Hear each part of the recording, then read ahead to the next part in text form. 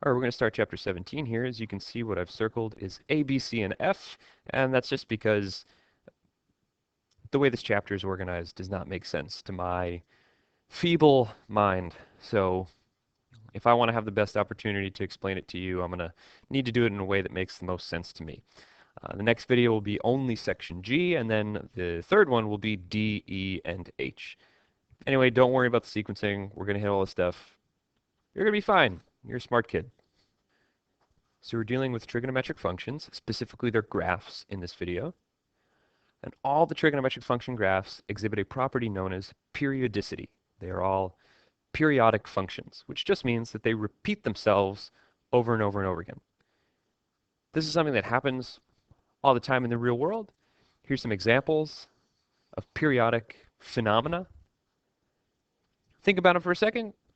Like, does it make sense in your mind that these are things that are going to just repeat themselves over and over again? In all these cases, it involves something getting larger and then getting smaller, whether that's a temperature or a population or the amount of the moon that you can see. There's more, there's less, there's more, there's less. It repeats over and over and over again. I'm just making a point of these now because there's going to be word problems later on. And so when you see a word problem about something like this, your mind should automatically go to trig. And yes, of course, there are other types of functions out there which are periodic or oscillatory or cyclic. For the purposes of our course, we're only interested in trig functions. So to be a little more specific, a periodic function is going to repeat itself over and over in the horizontal direction with regular intervals that have the same length. That length is going to be known as the period of the function. Thinking in terms of function transformations, what this means is that if it's always true that f of x plus p is equal to f of x, then f of x is a periodic function with a period of p. Because that tells us that we're taking the original graph and moving it to the left p units, and we're getting the exact same function out. Seen graphically, a few of the examples before you here are periodic, specifically those. Yes, all of the graphs have patterns. I can easily predict what's going to happen as I move left or right along the x-axis for all of these graphs. However, only the 5 that I've circled are going to be the exact same pattern repeated if I shift the graph over to the right or to the left. I've estimated the period for each of these there for you. It's a little tough to tell on each of these graphs since there's no exact numbers labeled, but I think those values seem to make sense. And remember that the period is going to be the smallest horizontal translation required so that we repeat the same graph over and over and over again. For example, if we look at this one here, yeah, if we were to shift that graph to the left or right 6 units or 9 units or 12 units or any multiple of 3, we're going to get the exact same graph, but 3 is the smallest value required for that horizontal shift to get the same graph out again, so 3 is its period. Okay, so waves are where it's at for us. All of the examples we saw a few screens back could be modeled by some sort of a wave, right? It was something that gets larger and smaller again. So some vocab we need to know about waves. Every wave is going to have a principal axis. It's just a horizontal line that goes through the middle of the wave. Every wave has got to have a maximum point. It's got to have a minimum point. Since that principal axis goes through the middle of the wave, it will have this as its equation, where max and min are the y values of those maximum and minimum points. Every wave has something called an amplitude. It's the vertical distance in between the max and the min.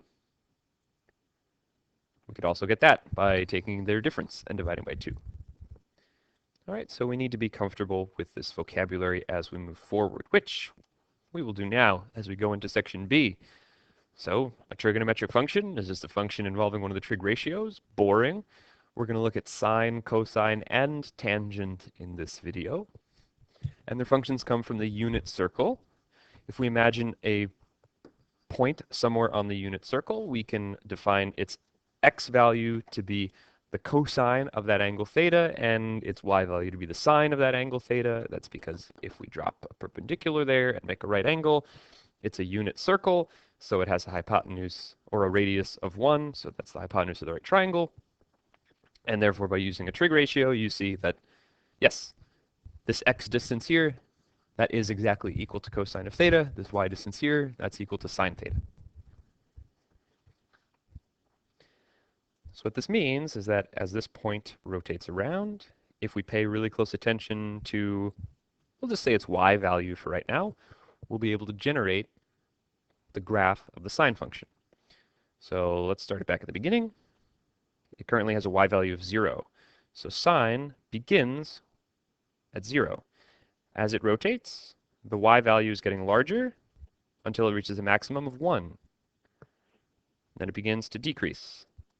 So the sine graph decreases until we're here, where it's at 0 again, and then it goes down to a minimum of -1, and back to 0. And this is going to repeat forever and ever and ever, both in the positive direction as well as in the negative.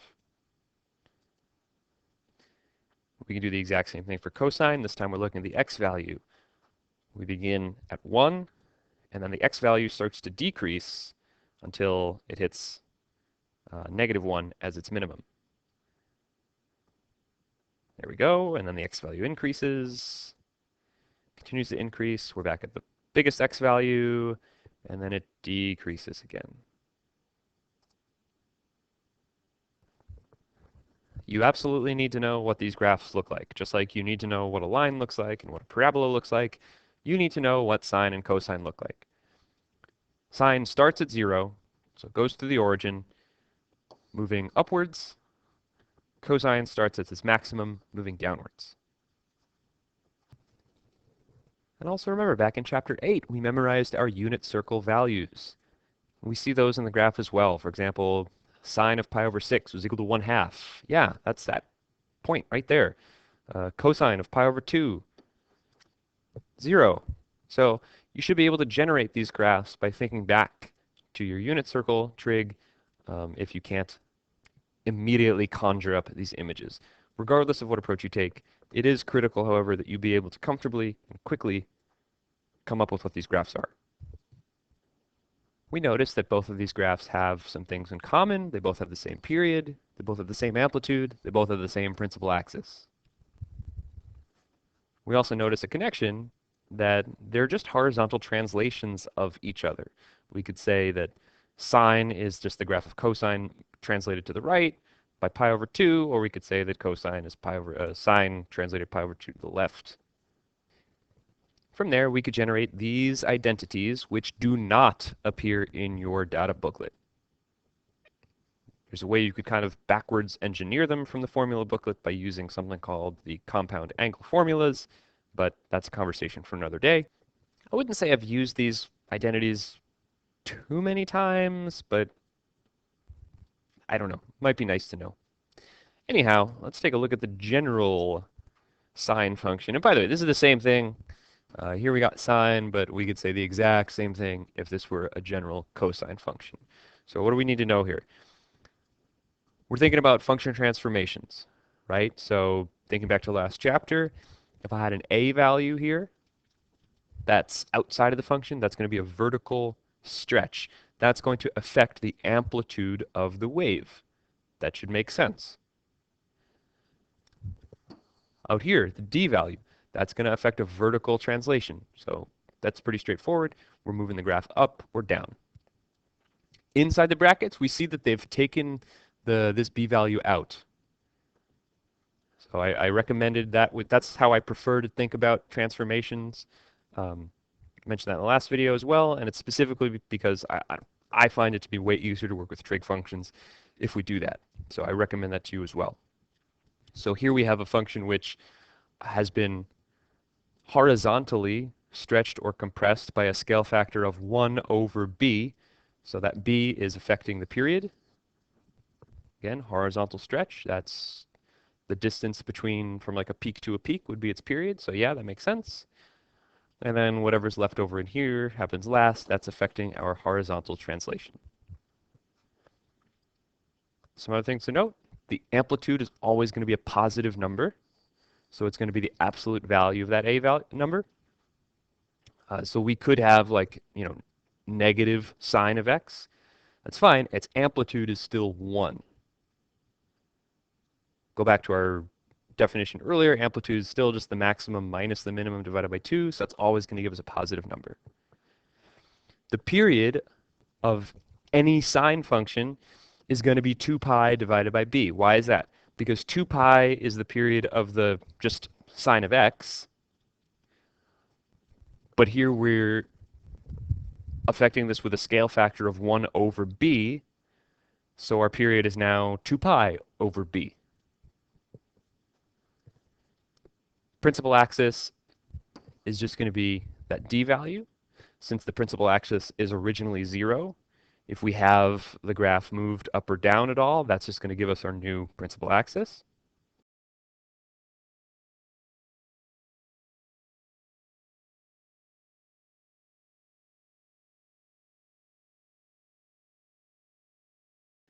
And at the bottom, we just have this all written out in words.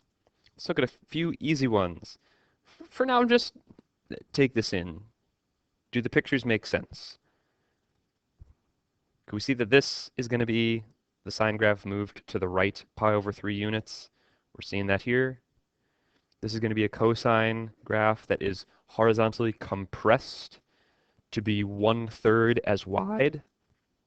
So the original minimum at pi is now going to be at pi over 3. So you can see this curve getting shrunk like an accordion, right? Letter C. This is going to be the cosine graph, but it's going to move to the left pi over 6, and then it's going to move up 1. We see that here. And this last one's just a reflection over the y-axis. This is another easy one. They're doing it in the order of first the vertical stretch. So our green graph here is the original cosine. Then they're stretching it to be 3 times as tall. So the maximum goes from 1 up to 3. The minimum goes from -1 down to -3. And then they're horizontally compressing it to be half as wide. So this goes from pi to pi over 2, and so on. If you want to do it in the opposite order, it's totally fine. Doesn't make a difference. And by the way, if you're ever sketching these graphs, all we really need to do is make sure that we have really 5 key points labeled. We want to have a maximum, we want to have a minimum, we want to have points along the midline. Don't worry about any other y values in your graph. As long as you get those and just kind of connect them with a nice smooth curve, your graph's going to look great. And I say 5 because I want to see at least 1 repetition fully. So I need to do the max, in this case max, middle, min, middle, and then the max again. If I didn't start with a max, whatever, this thing continues. Let's say I started with this middle term. So it's going to be middle, min, middle, max, middle again. Because this one was the middle going down. This one's also the middle going down. So those two match. If we're given a graph, we should be able to work out what the equation was. Now, technically, there's infinitely many correct answers when we have a wave function because it could be a sine or a cosine. So usually the question will tell you, give your answer in one of the 2 forms. So here we want it to be a sine function. There's still technically infinitely many correct answers because we could always translate the function horizontally according to its period. But generally the question will either indicate to you, like here they're telling us that it has not been translated at all, it's just sine of x. Or there'll be some other information in the question to restrict your answer, to give only one particular correct one. Anyway, here it looks as though pi over 2, 8 is a maximum, but I wouldn't necessarily assume that this value here is in the middle. It doesn't really look like it is. So the only thing I could come up with here, since I have 2 points and 2 unknowns, A and D, would be to make a system of equations. And that's exactly what we can do here by substituting in the points that we have. Conveniently, in this case, I know exactly what sine of pi over 2 is. And I know what sine of 7 pi over 6 is. So that enables me to simplify these into just two simple linear equations. And then from there, we can get the a and the d values pretty easily. But often we don't need to use a system. So if I have something like this, I can tell that the maximum is 2 and that the minimum is 0. So from there we can work out what the amplitude is. I can therefore also say that here 1, that's definitely in the middle. So that tells me what the principal axis is. Well, you'll see they did theirs in a different order than I did, but it doesn't matter. As they mentioned, the period is pi. I can tell that the period is pi not from looking at these maxes or these mins or whatever, because I don't know what those values are exactly, but they're telling us that pi and 2 pi go to the same place. I think that graph could have been a little more explicit about that, but that's what it's trying to tell us. Finally, we know that there is no horizontal translation because sine always starts in the middle going up, and that's exactly what this graph does. So now skipping ahead to section F, I want to talk about the graph of the tangent function. Now, the word tangent has multiple meanings in mathematics. It also means that it's a line that just touches a curve. For example, in this image here, the line segment QA is tangent to the circle. The reason that we use the same word for a tangent line as well as for the tangent function can be gathered from the image at right, in which we see two similar right triangles. Again, this is a unit circle, so this horizontal distance is 1. So whatever the y value is up here at point Q, if I take that y value and divide it by 1, that's going to be proportional to this y value, which I know is sine, divided by this x value, which I know is cosine. So we just call that y value tangent of theta, because Q is the one and only point which is both on the tangent line and lies along the line segment connecting the origin to point P.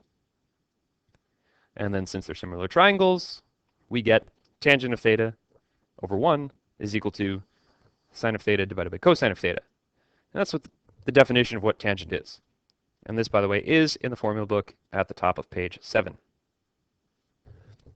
Just like before, we can imagine what happens as we rotate around the unit circle. But remember that the tangent value is equal to the sine value divided by the cosine value. So where does tangent start?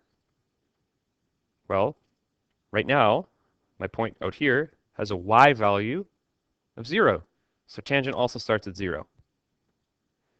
After that, as we rotate around, when we get to pi over 2, we're going to have a y value of 1, but an x value of 0. And we can't divide by 0, so that means we're going to have some vertical asymptotes. Let's see this in action. As we rotate around, the tangent function starts getting larger and larger and larger, and it just grows out of control, crazy big. And then all of a sudden becomes crazy big in the negative direction, because right here, as we rotate past pi over 2, now we have negative x values. And this pattern continues forever, again, to the left as well as to the right. Every time that the sine value of an angle would have been 0, we're going to also have zeros here, since tangent is sine divided by cosine. Any place the cosine would have been 0, we're going to end up having vertical asymptotes. So we see in the graph the vertical asymptotes at pi over 2, 3 pi over 2, 5 pi over 2, and they're negatives as well. More generally, we can just say that they're occurring at pi over 2 plus some integer multiple of pi. The period of tangent is pi, therefore, not 2 pi like sine and cosine. Its range is going to be all real numbers, and it obviously has a restricted domain due to these vertical asymptotes. Just like with sine and cosine, we should be able to think about the general tangent function. Its principal axis is still going to be y equals d. Its period is going to be just 1 pi divided by b. Again, since the period of just tangent of x is 1 pi rather than 2. It does not have an amplitude because tangent function is not a wave, so it is periodic, but it is not oscillatory or cyclic. And as we mentioned, there are infinitely many vertical asymptotes.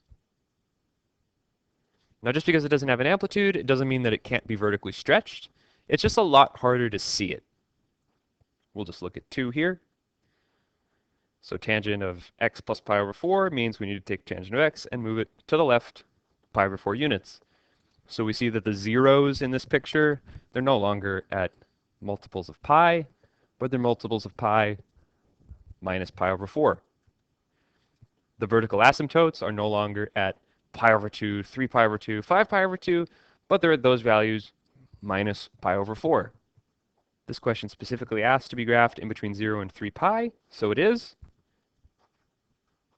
But generally speaking, I said before with sine and cosine, I think you need at least 5 points. I think with tangent, since it has only half of the period of sine or cosine, we could get away with just 3. So either 2 vertical asymptotes and a midpoint, or 2 midpoints and 1 vertical asymptote. Last one. This one's going to be horizontally compressed to be half as wide as the original.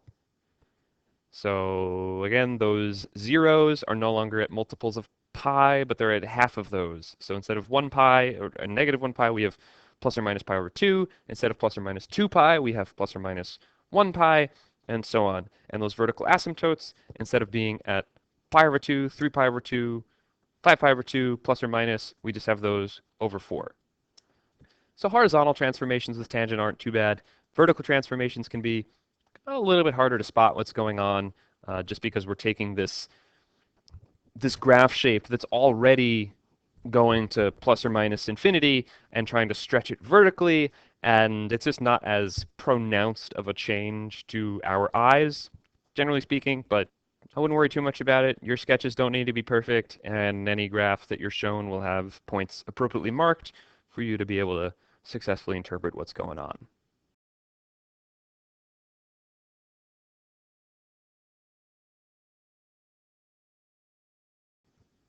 So trigonometry, for me, has always been one of the first subtopics in mathematics that's commonly taught in schools, where a lot of kids really need to come face to face with what mathematics is compared to what they used to think that it was. And for me, trigonometry is an example of how math is beautiful and interconnected, whereas if you're not a math person, then trig is kind of wild, right? I mean, we start off with right triangles, which makes sense, especially given the name, and then we go to non-right triangles, but then circles have to do with trigonometry. Why? And then we have these waves, which are weird, and then this other graph that has vertical asymptotes, and, you know, what's going on? Well, look, it's mathematics, and it is the truth. And to me, and hopefully to you watching this, it is also beautiful.